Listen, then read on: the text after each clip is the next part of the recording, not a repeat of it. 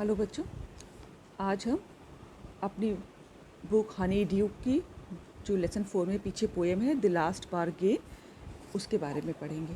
ठीक है, ये एक बहुत अच्छी पोएम है और इसके पोएट हैं श्री रवीन्द्रनाथ टैगोर जी। ठीक है, वी ऑल नो हिम क्योंकि वो बहुत एक फेमस पर्सनालिटी रहे हैं और उनको नोबेल प्राइज़ भी मिला गीतांजलि पे।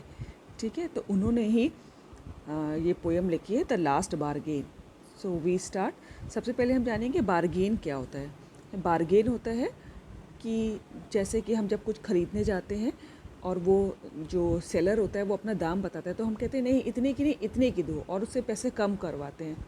ठीक है, तो फिर सौदा एक बीच में जाके ज़्यादातर तय होता है कि अगर सेलर तैयार हो जाता है तो हमको मेरे मन मुताबिक पैसे पे दाम पे चीज़ मिल जाती है, और अगर वो नहीं तैयार होता है तो हमको थोड़ा सा उसका प्राइस और देना पड़ता है। तो बार्गेन होता है, बार्गेनिंग करते हैं हम लोग जो बाज़ार में, उसको बार्गेन कहते हैं कि अपना जो भी कॉस्ट वो सेलर बोल रहा है उससे थोड़ा पैसा कम करवाते हैं, और वो चाहता है कि हमने जो कॉस्ट बोली है हमको उतने ही पैसे मिले।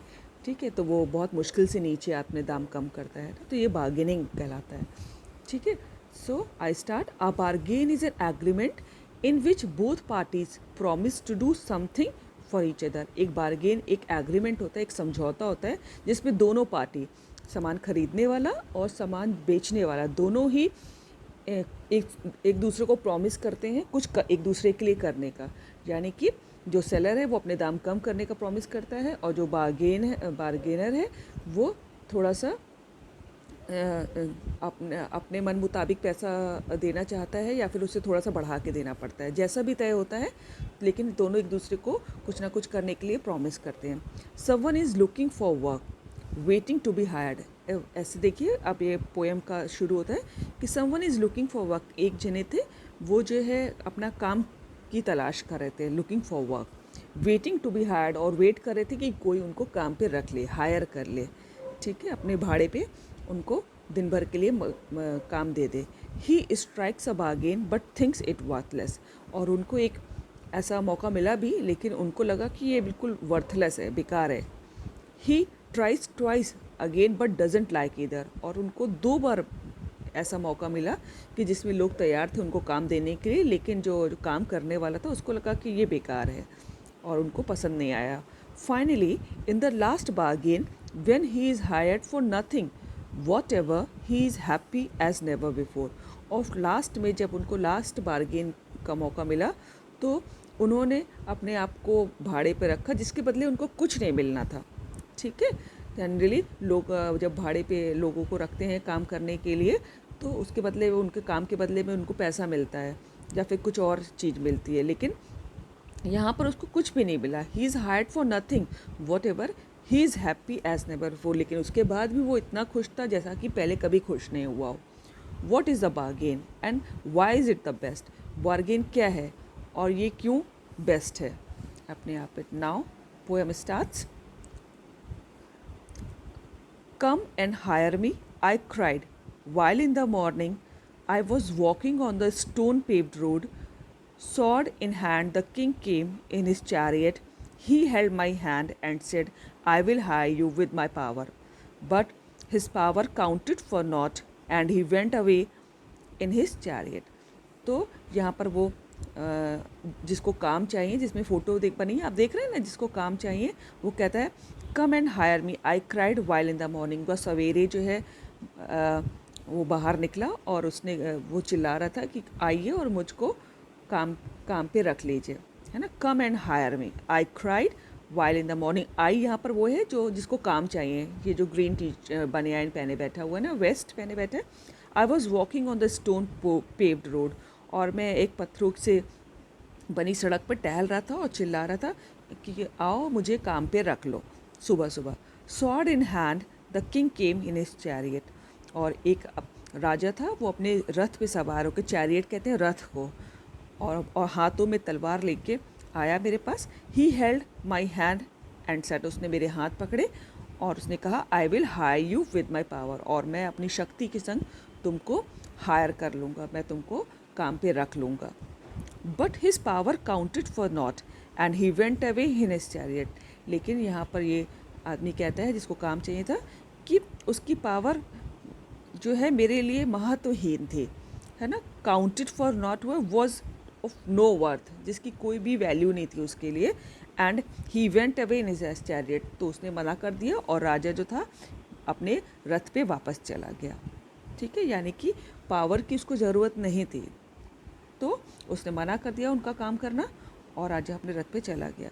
नेक्स्ट देखिए, इन the heat of the midday the houses stood with shut doors, I wandered along the crooked lane, an old man came out with his bag of gold.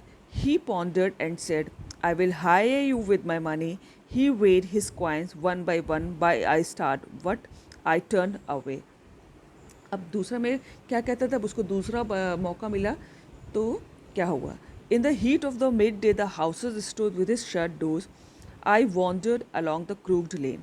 और यहाँ पर वो कह रहा है कि जब बहुत गर्मी थी और बिल्कुल भरी दोपहरी का समय था और सारे घरों के दरवाजे बंद थे और मैं सड़क की टेढ़ी मेढ़ी जो लेन थे, क्रूक्ड लेन होता है जो टेढ़ी मेढ़ी, नॉट स्ट्रेट, है ना, उन लेन्स में, उन गलियों में टहल रहा था, घूम रहा था। And old man came out with his bag of gold, और एक बूढ़ा आदमी अपने एक बैग लेके जिसमें एक सोना भरा हुआ था, गोल्ड भरा हुआ था, वो मेरे पास आया। ही पॉन्डर्ड एंड सेड, उसने पॉन्डर्ड होता है थॉट, उसने कुछ सोचा और कहा, I will hire you with my money, मैं तुमको अपने पैसे के बल पे हायर कर लूँगा। ठीक है, ही मतलब कि मैं तुमको पैसा दूंगा। He weighed his coins one by one but I turn away, और उसने, उस बूढ़े आदमी ने अपने कॉइन्स को, जो सोने के सिक्के थे, उनको तौला, मतलब कि गिना। यहाँ पर वन बाई वन है तो मतलब गिना। बट आई टर्न अवे, लेकिन मुझको वो सौदा भी समझ में नहीं आया और मैं वापस चला गया। आई टर्न अवे मतलब मैंने वो सौदा स्वीकार नहीं किया। See the next page. It was evening. The garden hedge was all a flower. The fair maid came out and said, I will hire you with a smile. Her smile paled and melted into tears, and she went back alone into dark. और शाम को वो कहता है कि the garden hedge was all a flower, कि जो बगीचे का जो फेंस था, हेज होते हैं फेंस, जो दीवार होती है गार्डन के चारों तरफ किसी घर की, ठीक है, वॉज ऑल फ्लावर, और सब जगह फूल खिले हुए थे।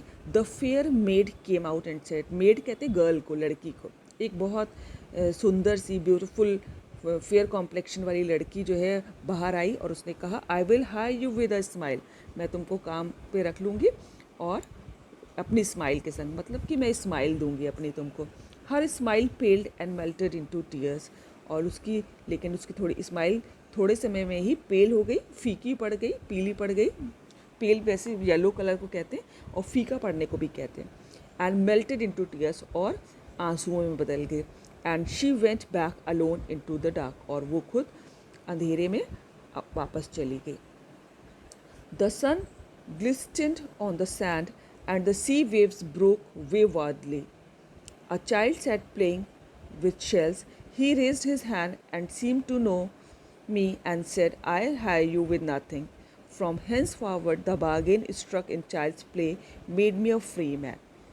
अब यहाँ पर देखिए लास्ट बार्गेन में क्या हुआ, the sun glisten on the sand and the sea waves broke waywardly, कि थोड़ा सा जब वो बीच पे पहुँचा तो वहाँ पर अभी भी सूरज की किरणें दमक रही थी बालू पे, ठीक है, बालू गर्म थी मतलब, और वहाँ पर and the sea waves broke waywardly, और समुंदर की लहरों जो थी मनमर्जी से, एन इराटिक मैनर, वेवर्डली होता है इन एन इराटिक मैनर, अपने मन मर्जी से आ जा रही थी।